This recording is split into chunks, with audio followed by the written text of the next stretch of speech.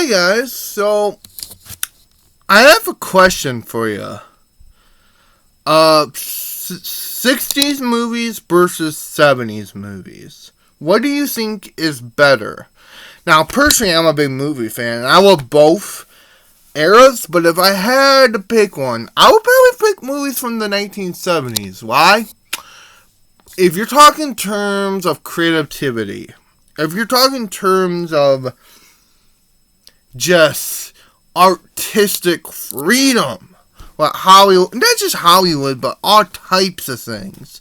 It was the birth of the indie movie.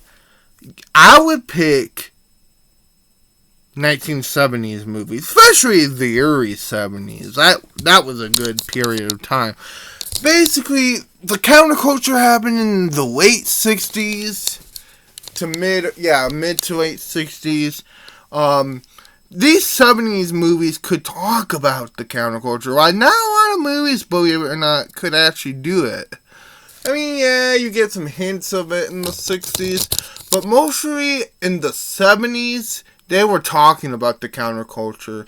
And I would say they had a little more time to think about what was happening between the young and the old at the time. Because they didn't just go, young people are the best. No, they talked about why do we really think this way? Like, why do old people think the way they do? Why do young people think the way they do?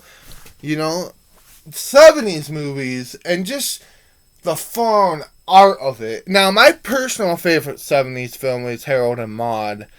Just the idea of a boy obsessed with death, but he finds a old woman, who is obsessed with life because she's kind of at the end of her life, and she teaches him the joys of life.